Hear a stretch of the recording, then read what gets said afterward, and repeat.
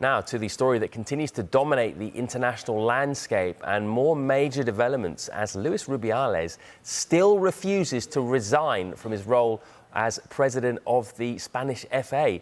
He's been suspended by FIFA, while Jenni Hermoso stands accused of lying by the FA she represents.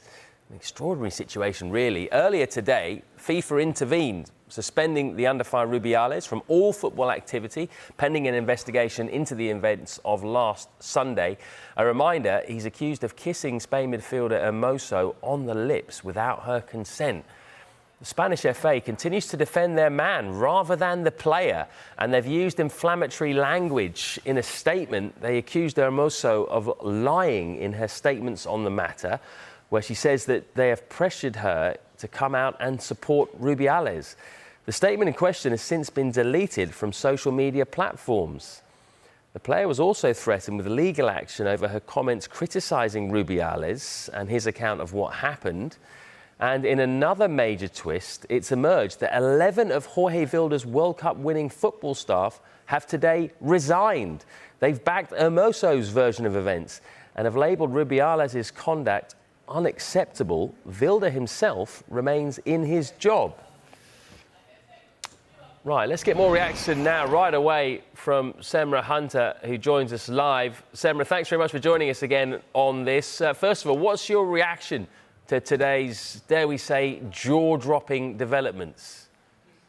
My goodness, I think my head has exploded, to be honest with you, with everything that has happened today, because it has been quite something. I think all across the board, what this really shows us is that when people come together for a common cause, they really can make a significant difference.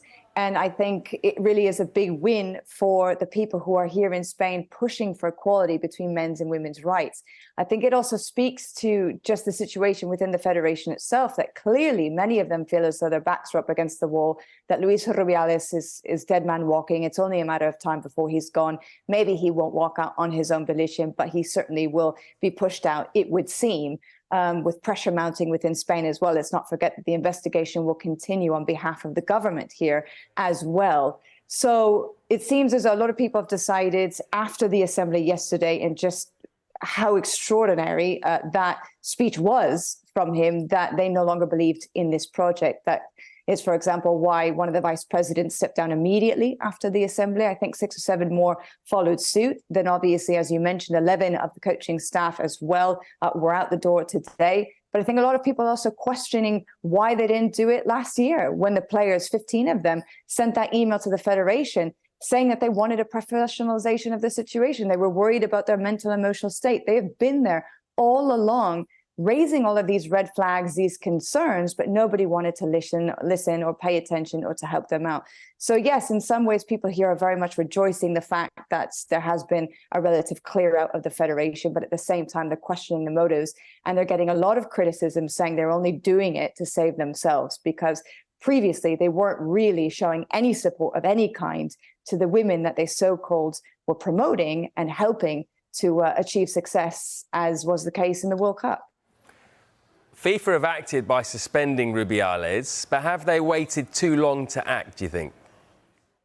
It's a good question, because I think initially my first instinct was to say yes, perhaps a little bit. But by the same token, I almost wonder if they were kind of waiting to see what was happening here in Spain, how it was going to be handled by the federation itself, to see if he was going to resign or if the federation was going to vote him out before taking any kind of action. When none of that was going to happen, obviously, we saw the day before the assembly, FIFA did decide to intervene and announce that they were opening those disciplinary proceedings. It only took 2 days for them to come out and say, yes, we are going to ban you provisionally for 90 days. I imagine that also has to do with what they saw again in that assembly, and the fact that he's calling out Jenni Hermoso as a liar, when Jenni Hermoso herself is calling herself as a victim of sexual aggression and saying that she was in a vulnerable position and she was not respected. So I think that in that sense, they actually reacted quite quickly, because it didn't take very long for them at all, let's say about 24 hours for them to come out and make that decision. So now, of course, we have to wait and see what will actually happen going forward from here. But I think it was absolutely the right call for them to make, whether it was late or not at this point, I don't think it really matters. The fact that they did it is very important, and it is a good thing that they did it indeed. Yeah, absolutely. What's the overriding feeling in Spain at the moment? Is it one of real embarrassment about this whole scenario because it's completely detracted from winning the World Cup? Embarrassment is definitely a popular word that's being used a lot here in Spain. I think shame is another one. Anger, frustration, fury, outrage. Most people are very much in the favor of Jenni Hermoso and showing her a lot of support. And a lot of people have come out, men as well, saying this man, Luis Rubiales, he doesn't represent us. He doesn't represent us as a nation. He doesn't represent us as a society, as a culture. Yes, there is a subsection within that that's where we can find sexism and a machismo behavior is still very prevalent. And it still is an issue here in Spanish society and culture. But a lot of people have really come out and shown a very strong sense of backlash towards him and his behaviors and his attitudes. And yes, people are very, very embarrassed that this has gone so global, that it has put Spain in a very bad light. And instead of talking about the incredible accolades and the achievements of the women's national team, we are still talking about a man who unfortunately did abuse his position of power and took advantage of the moment, and unfortunately created a controversy that never should have happened in the first place. Samra, always a pleasure. Thank you very much. Catch up soon. Thank you.